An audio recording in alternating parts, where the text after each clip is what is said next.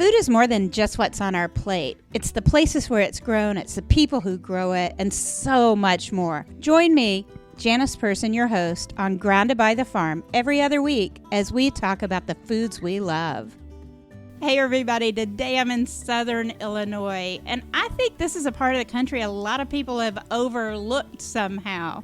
And I'm still a little shaky on exactly how I got here. I was in Nashville this weekend, and I came across to Paducah, Kentucky, and I just kind of kept going west and a little bit north. And I kept going through Kentucky for a long time, and then I got into Illinois. There were so many rivers and bridges, but eventually I landed on River Bend, Cahokia Farms. It's all those great things, and I'm going to be talking to Blake Gerard about rice.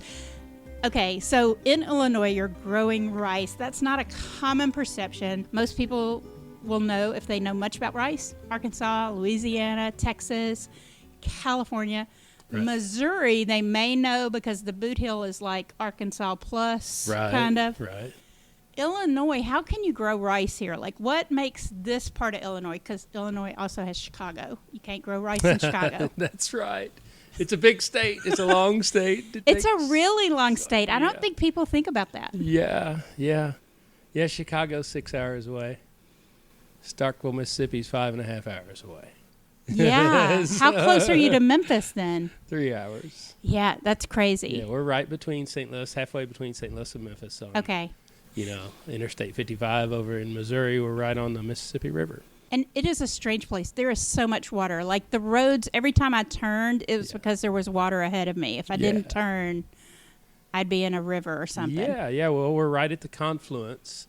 And actually coming through there, you drove by our southernmost fields right by Cairo, at the confluence of the Mississippi and Ohio. And then there's, a lot of other small rivers and tributaries that feed it, that you came through, Water's a big thing for rice, is why I brought it up. Water is a big thing for rice, and we've got almost too much. Oftentimes. Even this year? Because there's been such drought issues for so many of us. Right. So, drought's not our problem here. Because the water table, you got so much water. Yeah. I mean, a lot of times I tell people I farm in the bottom of the Mississippi River. We're right on the river, and it's not so much different than anybody farming up and down this river all the way. Where I was in Mississippi for years and years, it's the same. You got river ground and you got other ground. Yeah, it's just this is our delta here is very narrow compared to as you move south. The big delta starts just south of Cape Girardeau. It opens up into southeast Missouri, and we're right across the river from Cape Girardeau. So if people are trying to look for us on the map, McClure may not be on the map. But. That's right. Cape Girardeau is. We can look out the window and see Cape Girardeau. So. On the other side of the river. And so how long has your family been growing rice? Because we talked about a lot of things before the mics got turned on, and I didn't hear a lot of talk about rice. Yeah. So, no. This is my 24th year growing rice. It's 24th season. And so my father did not grow rice. His father, nobody in the family. I was the first one to start growing rice. And it was simply because of this river. Yeah. And how the river has kind of evolved. Over my lifetime, Yeah. So, when my grandpa farmed here, there were, he raised wheat, corn, alfalfa, more upland crops. Yeah. And it was not an issue, but they flooded, but not constantly. Yeah. And it's kind of changed. The river has changed. I think we started... It's going to do that. From what I read, we've started manipulating the river in the early 1900s. So 100 years later, it's been fighting back a little bit. Yeah. So that's what got me. So we had a big flood of 1993. Yep. And another one in 95. Yeah. And another one in 97. Yeah. And I was 22. You start going, wait a minute. Yeah. The farming thing, maybe I should figure out how to farm in a place that gets flooding a lot. Exactly. Right. Exactly. Okay. Or quit. That makes I was sense. 23, 25, 27 in those 3 floods, and it's like, man, this is going to be a tough way to go. I don't want a farm insurance for a life. Well, then we really weren't using insurance as a tool. I understand. It was catastrophic, and wasn't what it is today. Yeah. Crop insurance, Yeah. from what I recall, definitely wasn't a profitable Right. operation at that. With that scenario happening, too much water. It's hard to grow corn. Corn's expensive to grow. Yeah. And then you lose it. Get it up. Have ears on it and get a flood, and water comes shooting out of the ground. Seep water, and it dies. So. Yeah. I thought about raising fish, but they will swim off. Yeah. Yeah, they would when they flood. They absolutely will. For my family, we've never met a starch we didn't like, but rice is one of our favorites. So some of my nieces and nephews think they have to have rice every day at the very least, and probably one at every meal. And so I think it's an interesting food because people don't think of rice as a Midwestern food. You're kind of Southern Midwestern, but usually Illinois is considered the Midwest. Oh, absolutely. And people in St. Louis, when I said I wanted to make red beans and rice, didn't know what that was. And they certainly didn't understand that that's a meal, that's not like I was just going to have some rice if they wanted to eat it or something. Like it's a hearty meal when you make it with rice, red beans and sausage and all that stuff. So tell me, do you eat a lot of rice? I do. We eat a lot of rice, yes. Yeah. Yeah. And you guys sell direct. We do. Yeah. Which is so how do you go from we haven't grown any rice to not only am I growing rice, but I'm not selling it through the mainstream markets. I'm selling it on my own. Yeah, yeah. So, I started out seed rice the first year, raising rice and selling it, cleaning it, having it cleaned, selling it to other farmers because it's a new territory, right? It's clean seed, no red rice, fewer weeds, etc., and have done that ever since. So we do that. Okay. And also, we only started with this higher protein rice I've been raising it probably for 8 years. Okay. But we didn't start marketing it till 5 years ago.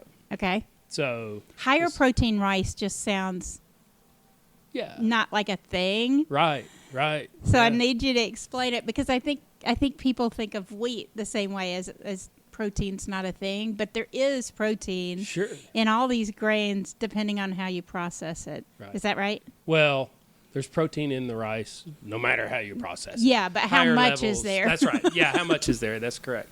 Yeah, we so up until 5 years ago, we were not marketing. We were selling rice as seed rice and also delivering it onto the river and into whoever barges. buys it. Yeah, right here there. we're fortunate, very fortunate to be. They load rice out at Cape Gerard. Yep. A lot of rice from Missouri loads out right there. So that's 5 miles from my farm. So that's pretty awesome. And have done that since the day we started raising rice, pretty much. So that's convenient. A friend of mine, and who's now a business partner, obtained the higher protein rice from LSU, Louisiana State University, developed it. Yeah, a lot of people don't know that state universities in some places have breeding programs, and it really is more focused on what's local or state important. So the rice station at LSU is awesome. Yeah, their premier rice breeding in Texas. States. And in the world. Yeah, Texas, Arkansas, University of Arkansas, Mississippi State. Yep. Business partner obtained that, and we grew it a couple of years. They didn't have a direction they were going to go with it. I'd always wanted to have a product that differentiated itself to be vertically integrated, right? To grow it and market it. Yeah. And this was an excellent opportunity. Some people love that idea and some people hate that idea, to be vertically integrated, right? But to be able, like the people that listen to this podcast like the idea of getting to know the farmers that are growing some of the foods that they like to eat. So it's a perfect fit. So at the point he's like, hey, we've got this rice. We're paying a royalty to have the marketing rights to this rice, to produce it, and let's take it to market. And I'm like, heck yeah, let's do it. So why not? Why not? This is a good opportunity. It's a unique rice. Okay, so first I'll tell you a little bit about it. The health properties, the carbohydrate and protein and the ratio. So, and it's a non-GMO rice. So I'll step back to LSU developing it. Yeah. And they crossed it when they found the higher protein rice. They crossed it with a variety that was grown. I grew it the first year I raised rice. It was called Cypress. That's it. Yeah, you know Cyprus. Okay. So, which is one of the It's been around highest forever. quality rice It's still a good that rice. the U.S. has ever grown. Yeah, it's still a good And rice. it was like in high demand. Central American market, they loved Cyprus. So anyway, things have evolved, right? And we've bred new varieties. Yields have increased because those state universities are funded through Grower Checkoff, and decisions are made. We get paid on the bushel, not on quality. So yields have increased, quality has decreased. They crossed the higher protein rice with Cyprus. So it's got excellent cooking characteristics, taste, and texture, you know. Yeah. And so it's a premium quality rice that has higher protein content. So it's 11% protein. So our brown 11% protein? Yes. That sounds really high for rice. What's a normal rice? Percent. Like 5? I'd have to do the math. But I know the grams. So grams per serving, like our brown rice is 6 grams per serving of protein, whereas typical rice is 3 to 4, and then closer to like 3.5. And then our white rice is 5 grams, where typical is around 2. Yeah. So yeah, what that does, the cool thing, the biggest thing, well, a couple of things. One, that's in a plant protein, that's fairly high. You know, that's I mean, chickpeas are a really good one, and comparable to black beans are a good one, and it gets, you know, it's comparable for a plant protein that's decent. But what it also does, and most importantly, in my opinion, is it lowers the glycemic score of the rice. Right. I was looking at that on your website. Yeah. So the protein to carb ratio, you know, I was at a small trade show, I think in Springfield, Illinois, 3 or 4 years ago. And, you know, marketing to all the people that came through and giving my spiel, and I'm stumbling through it, you know, and I get on, and the little girl is standing across from me is like, "You're all done?" I'm like, "Yeah, I'm all done. That's it. That's all I know about this rice." She's like, "You didn't tell me the most important part." I'm like, "Well, what's that?" She's like, "This is going to be low glycemic rice." She's like, "Everything you've told me, if that's all legit." She's like, people who are watching their blood sugar. Yeah. She's like, "You need to get it tested. That'd market way better than." So she was like a registered dietitian or something like that. Yeah. And she's like, "You need to send this rice off and have it tested for a glycemic score, because I think you've got low glycemic score rice," which opens the door to a whole market of people that, you know, there's a lot of everybody really needs to be watching their sugars. glycemic, their sugars when they eat, and not spike your blood sugar, you know. And so it allows people that the doctors told them to stop, you know, don't eat rice anymore. You can maybe put some back on your plate because it's comparable to other low glycemic. It took it from a high glycemic food. It now falls into the low glycemic category. It scores 41. Wow. So there's no other rice out there like that. Yeah. So that's then cool. It makes it really easy for that to be a reason to vertically integrate and keep keep it all separate from all the other rice and all that kind of stuff. Right. So we're growing it. It's in retail and also in food service, and it's been exciting. It's so funny to figure out how this all works. So obviously you can buy it through their website, but you say it's available for through retail. Is that locally or is that regionally? Well, or is it, yeah. I mean, because it's hard to get a product like on every market shelf. Tell me about it. I'm a farmer. I don't know what I'm doing with this thing, you know. So we've enlisted some help and hired sales. But it's still in a controlled fashion because we know we're going to screw up. So so you can take some risk, knowing you'll screw up if you're taking small amounts of risk to start testing the waters versus going all in on something. So it's through distribution is kind of how we're growing it. You know, I mean, you can somebody can want it, but you've got to be able to get it to them without being an inconvenience, right? Yeah. Is what I've learned. And if you're not working with their distributor, it's very difficult, right? Yeah. So now we've established distribution with several I would call major distributors here in the U.S. and the Midwest. Then that allows us to target their client base, their current customers, right? Yeah, their current customers, and that's we found the most effective way to grow, especially in the food service side. Well, more and more food service places are being asked to provide nutritional information on the foods they're doing, right? Yeah. So hospitals are being asked to produce better tasting foods because they always had highly nutritious, and then restaurants used to have really tasty but maybe hadn't focused as much on nutrition. And I think folks are trying to get nutrition across the board, so that get good health properties in general. So it's probably a good time. I like all rice. I like the sushi grade. I like all of it. Absolutely. Me too. When you started doing this as a business, it was you and your partner? Correct. Just kind of winging it? Mm-hmm.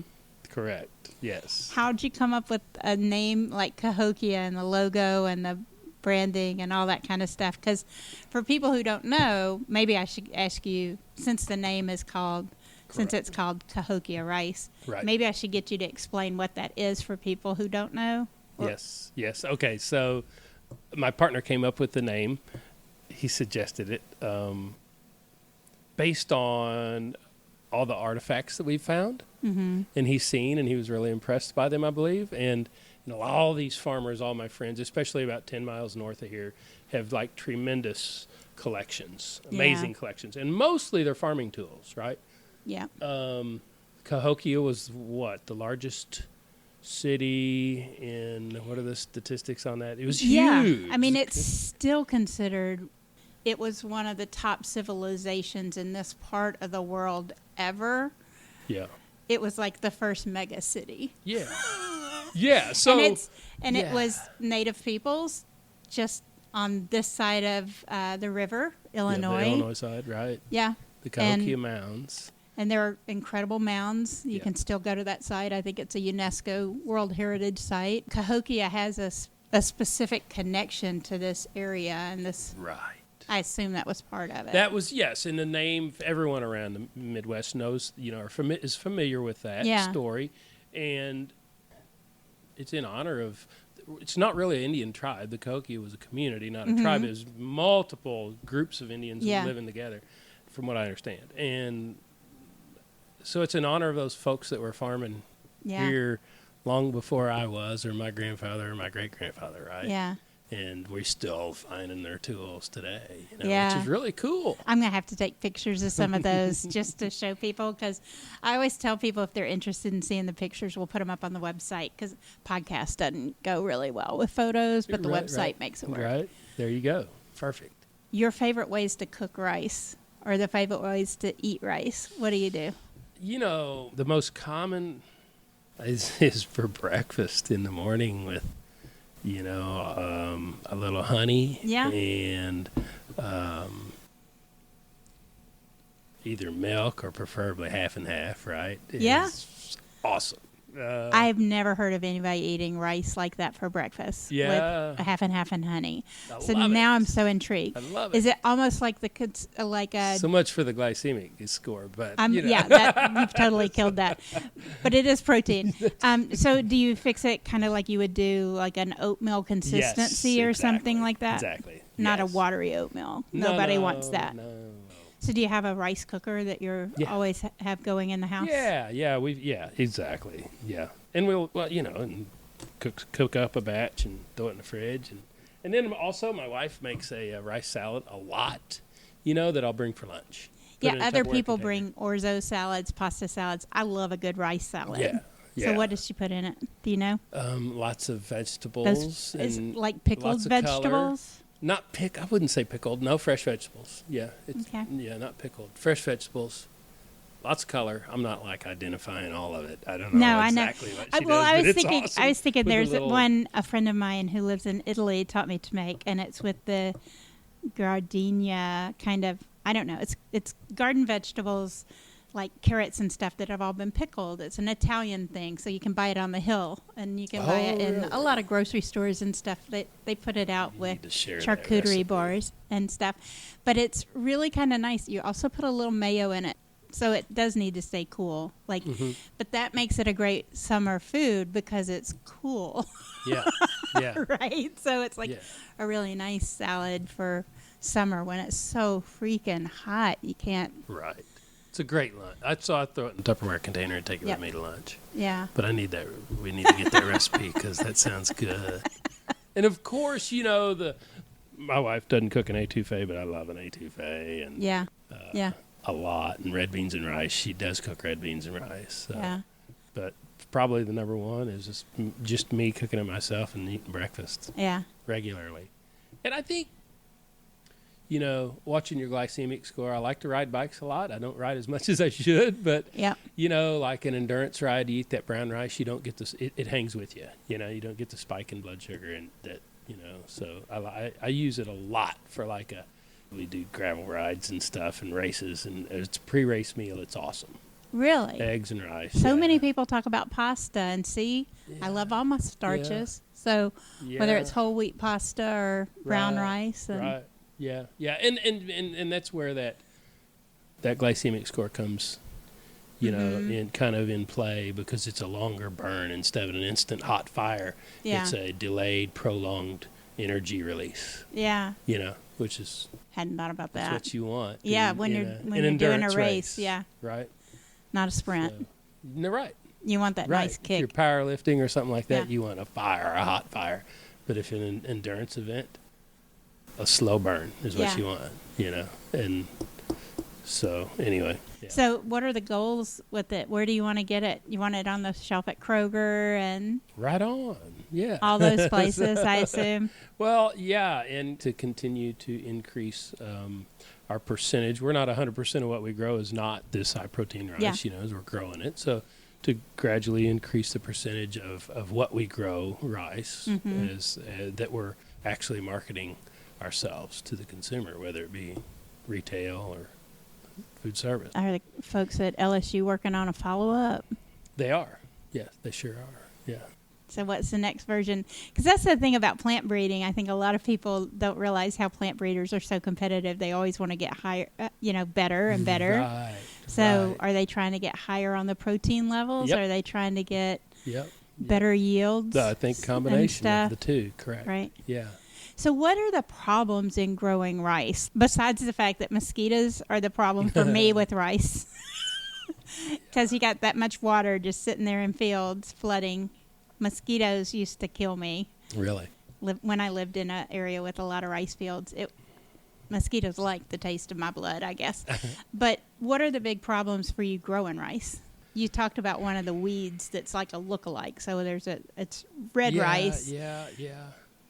Yeah, we still have done a pretty decent job of keeping red rice out of here. Yeah, so we're really careful of what seed we bring in because that's typically how it comes in. So that's not really an issue here. We're in a really good place to grow rice. Just it's so far north. I mean, we get blast, which is a leaf disease caused by if you're in a field surrounded by trees and the dew doesn't burn off till say noon. That's a disease that is a problem, and we get it up here just as like we got to watch it and plant certain varieties. If you've got a susceptible variety, you need to put a fungicide on it at a certain time. But other diseases like that, for folks who haven't ever seen how blast works, I mean, it basically just totally messes up the plant's ability to do photosynthesis, right? Because you have these big spots on the leaves that are burnt through, kind of thing, and it does as leaf blast, but then rotten neck blast, basically blanks the whole head. It'll make zero. So you can have a field that was going to make 180 bushel acre that will make 40. And the leading indicator is leaf blast, and a lot of times, a lot of these fields where I get it, and I don't get it out in these fields that are wide open. You only get it in surrounded by trees and there's no air movement. So it's not like a major issue for me. I've just got 2 or 3 fields but looking for problems for growing rice. We're pretty lucky. We don't have a whole heck of a lot of problems. Yeah, hurricanes don't come through here at harvest very often. They sure aren't as strong as they are in Louisiana. When by the time they end up here, they burn out a lot of energy. And, I mean, we'll still get some winds and such, but I don't. And then We fortunately, we get hot during the day, just like St. Louis gets hot. It's 100 degrees all last week. It's 100. Exactly 98 to 100 all week, but we get to 68 degrees at night, which is crucial. Yeah. For plant respiration. Yeah. So that's a big difference. You can look at nighttime temps up and down the Delta, and we're just darn lucky that we'll hit 70 most nights, if not lower. So that's a huge plus. But you asked about challenges. Well, I was just wondering, because it's one of those things where it's hard to figure out. Like, water was a problem here before, but now you change crops so that when water is a problem, part of the thing with rice is you can get the water off of the field too, right? For the most part. Yeah, you need to grow rice effectively and efficiently. You've got to be able to get water on and off the field when you need to, And so we are right in the middle of the river here. There's a levee system around us, drainage district, a large drainage district around us. But I've built my own drainage district within the drainage district. So I've got levees around my own farm where I can pump water.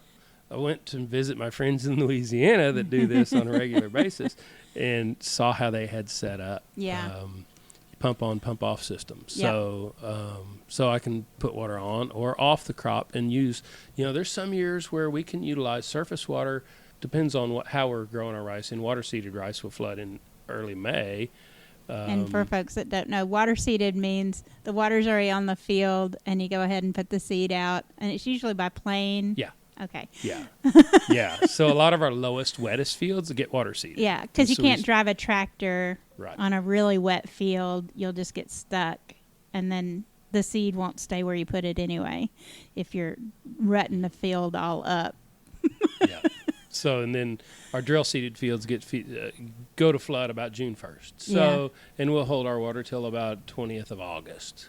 There's a lot of years where we can go till mid-July to late July using surface water, which is awesome, because it's warm. Yeah. It's ambient temperature. And so the rice field, the way I look at it, not the way I look, the way it is it's like a living biofilter, right? So you can pick up the mud water that's connected to the river, and it's muddy and nasty, these ditches, and put that up in the rice field. And if you pump too long and it comes out the bottom end, it'll come out crystal clear like this bottle of water. Yeah. So all the sediment and all the stuff you pump up in the field settles out in the field, and it cleans that water up, which is really cool. Yeah. And it's got to be good for your soil. Builds your soil, right? That's why they say all those Iowa farms are now on land in Mississippi and Louisiana. Exactly. So, any water that leaves our farm has to go through a structure, right? And that helps reduce the sediment load. Keep it in place, yeah, sort of. Exactly. And it's all, the whole goal, I'm fourth generation that I'm aware of, and then hopefully there's more dirt there and it's better than for the next generation, right? Yeah. And make it always build for the next generation. Yeah, make it better. I hope. That's what I'm trying to do. I'm sure spending a lot of money trying to improve my farm all the time, right? Yeah. So can you tell me about the processing side of things? Because we haven't talked about that. And processing is why we have brown rice and white rice. Yeah. So brown rice is very little processing with brown rice. So everybody's peeled a banana. Okay, you peel the wrapper off the banana and that's it. Okay, that's exactly what brown rice is. You peel the hull off of the rice, and that's brown rice. That's all the processing it goes through, no different than a banana. Do you peel it or do you polish it off? A rubber huller takes it off. Okay. 2 rubber wheels spinning different speeds, and they feed it through there, and it pops the hull right off. Okay. It's very hard to peel. You got to have strong fingernails to peel it, right? That's all the processing for brown rice. So it's pretty cool. It's a raw food basically. White rice is different than that goes through polishers and that takes the bran layer off, which is to make white rice. Do you guys do that somewhat locally, or do you have somebody do that for you? I'm having somebody in Missouri do that for me. Yeah. So, yeah. So, I'm not. It's a major capital expenditure, you know. And when we started this, it was like, I've done that before in the seed business, you know, and put in the facility, and I mean, you're in it. There's no getting out of it at that point. It's going to make it. You better make sink sure or swim, some of those right? college kids want to come back. So, starting this venture, you know, it's like, you know, we can have this done custom until there's enough volume there to justify that investment, you know, to do it ourselves. So we're not taking it real far and having it done. Yeah. It is local. And, and they sell it, they give it back to you packaged goods, or do you package it somewhere else? Nope. Okay. It comes back to me packaged. You know, when we were in 2-pound bags and 25-pound bags, both white and brown. Yeah. 25-pound bags for the more food service side of things. Sure. Although there's a lot of individuals. I was going to say, although some of my family probably buys it in 25-pound bags. Yeah. I know I've bought similarly sized bags at times. Absolutely. That's what we do at our house. You know, so it works. Yeah. It's the most economical, most efficient way to eat rice if you're going to eat that much rice. But yeah. If you're going to keep some in the house warm almost all the time. Yeah. Yeah. Awesome. Anything can be served over rice. Is what we kind of figure, you know. Yeah. I agree. One of the things I really enjoy a lot, just about the farming, you know, end of it, whether it's the high protein rice or not, whatever, is I really get into the production, you know, and the whole year round cycle of it, and trying to do everything we can do to make it better, you know. So explain your cycle. Yeah. Where do you start with? Yeah, let's say it starts at harvest, really, you know, so you harvest your crop. And then so it starts. And that's like in October? Yeah, September and October. Yeah, hopefully we're done by the middle of October with rice. And then we've also raised soybeans. But the new year starts with harvest, right? It starts with how you manipulate the stubble to prepare for the next year. Yeah, the rest of the plant that's not the rice seeds that we're going to eat. Right. So, and there's a lot there, you know, not only above ground, but below ground in the roots, you know, a lot. Yeah.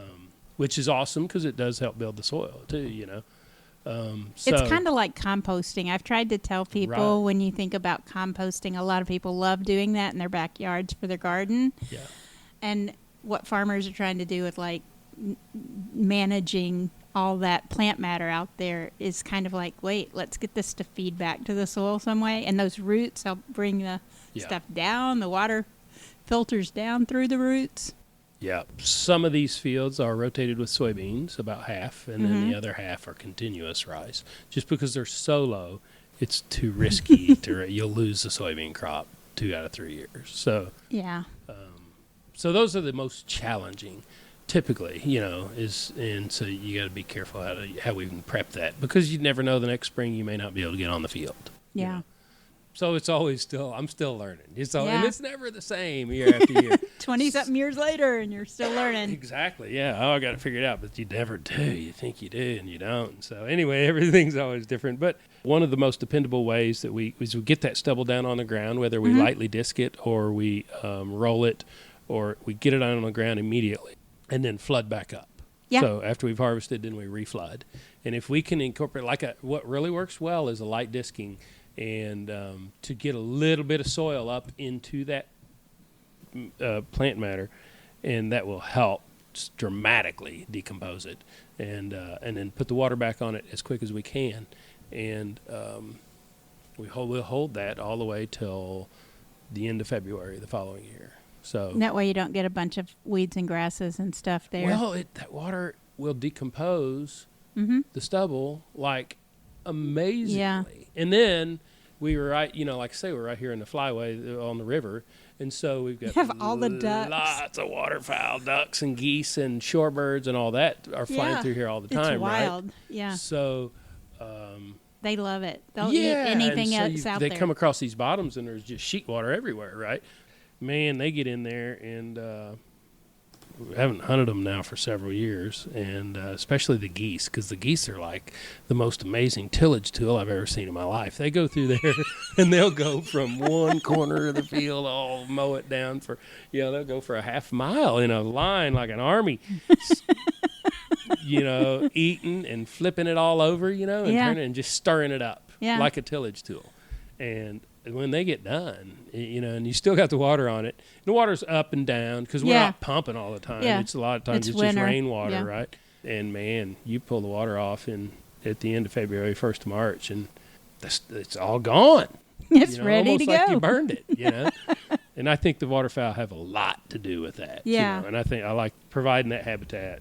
I agree. Pretty amazing. I've seen amazing, huge movements of birds when you're in rice territory and stuff, because you'll get like these amazing murmurations and stuff where the birds are like dancing, and all those nature videos that you like to watch on YouTube where it just seems like the birds all know something all of a sudden and they all turn the other way or something, and it's pretty amazing to watch. I've stopped on the side of the highway before just to like stand there and watch, take pictures. Yeah, people do. We used to hunt through here, but we're so close to Cape Girardeau that I think it's probably been hundreds of years of pressure, not hundreds of years, but I don't know, like those big waves of waterfowl will leave really quick right here if you fire a gun. It's amazing. It just it's not useful. It down. And then now they just swarm. Yeah. Which is, it's pretty cool. Let them swarm here instead of like my backyard. Yeah.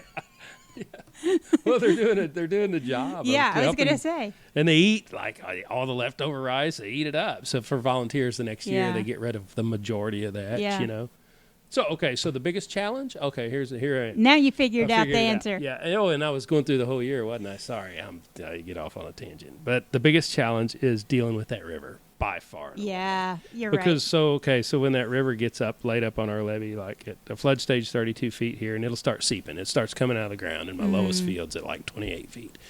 It's been to 50 before, and so then the pressure is unbelievable pushing up out of the ground when there's water coming. Like my irrigation wells, we got to cap them off because they're shooting water out like if they're turned on. That's what makes it really challenging. Well, and that works with the cycles too, right? When you talk about planting versus at planting time, you've still got snow melt coming from Minnesota sometimes and stuff, right? Like the river does different things on levels, but in the spring it can be pretty high. Yeah.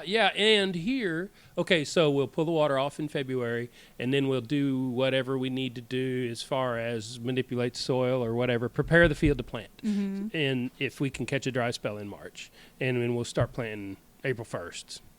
No matter the temperatures, whatever the calendar, it's time to plant, and especially because here our river won't necessarily, like that spring melt isn't here yet.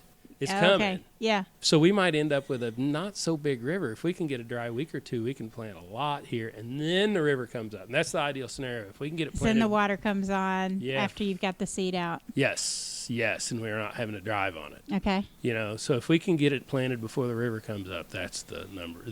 That works awesome. Or at least get it totally prepared. Like get our water seeded fields prepared. And then I'll wait till about May 1st to plant them. But if the river's up, I don't care. At that point, we've got them ready to plant. Yeah. We'll disc them and rough them up and water seed into that. It works great. An early flood that starts in March is going to be a tough year for, it's going to be hard. Mm-hmm. That's by far and away our biggest challenge. We didn't flood at all this year. I don't think we got over flood stage once this year, which was like unheard of. Like I can't remember a year like that. Last year was pretty dry, but this year was really dry. It was so easy. A dry year was so easy for you. Easy. And I made a plan. And you have corn farmers and soybean farmers who are going, oh my God, this is insane how dry it is. So it really does matter. Like the weather really makes a big difference for one kind of farmer versus the other. Yeah. Oh yeah. It's awesome to go to different parts of the country and see how people do things. Yeah. Right? Yeah. But so I made my plan this year, which I always do, right? It's all going to, hopefully it goes this way. Never do you follow through the plan A. You have to adapt because the river not while you're in July or this something. Year, though, We followed plan A and knocked it all out. It was unbelievable. I've never done that before. Just because it was, I'm like, this farming's easy when it doesn't rain. You finally figured out. It'll never happen again. But I love it. The Big River is our number one challenge, for sure. So the cycle is then we'll plant in April or May. It's cutoff date of about the 20th of May. Yeah. And then most rice goes to flood about June 1st, no matter when you plant it. Because around here you could plant April 1st or you can plant May 1st. It's all going to come up about May 5th because it doesn't warm up enough, right? And it all there's a little window in there when it all comes up. And what is the rest of the season? I mean, like from May and June to like harvest, you got a lot of time on your hands. Oh no, we're killing it all day. Like it's just now starting to slow down, and here we are at the end of July. To get it to where it can go to flood. Now we're starting June 1st going to flood, and then trying to get it all flooded by July 1st. We've got some zero grade fields that are flat, but with the majority of what we got are sloped fields that you got to put levees in, and so that's a lot of work. We've got probably a couple hundred levees out this year, and every one of those, hey, you have to put a tarp in, put a levee gate, and then control the water. And then when it doesn't rain, the hard part about when it doesn't rain is you're running pumping water. and you're irrigating nonstop. And we're scattered from, you drove by Cairo Airport, that's our southernmost field. And we're 25 miles from there, 20. Yeah. And then I've got and we've got fields scattered in between here and there. At Olive Branch, we've got farms, and then here, and then 20 miles north, we've got, acres up there. So we're strung out for 50 miles up and down the river here. Putting water on and taking water off. Keeping it all pumped up. Heck of a up. chore. And and calling the right timing on fertility applications and any. We're really lucky here. Insects are not much of an issue here. Maybe we're blessed with that. I think that's part of the environment. Just common rice insect. Yeah. Rarely do we have to make an application. Water management, fertility management, I don't know. It keeps us running. Like there's always something. So. Yeah. Well, I love it. I really appreciate your spending this time with me, and now we're going to go out and drive around a little bit. Absolutely. See a little bit of rice so I can grab some video and show people what this part of the world looks like. Okay, that sounds great. Thanks so much. Thank you. After we finished that episode and we're talking and looking around the office and headed out in the field, it's really funny. Blake asked me, should I have talked about more of the ways I enjoy rice and things we eat and stuff? And I went, no, man, we're good. To me, this episode really does highlight some of the pieces of enjoying rice. By the way, he frequently adds fresh fruit like peaches or blueberries or something to his rice. Loves it. And it made me think about mango sticky rice in Thailand and stuff. So it's made with that creamy texture and mango. Oh my God. So I had to have some of that soon after. Anyway, we'll put up the video, some photos and all. Thanks. And we'll talk to you guys again in 2 weeks.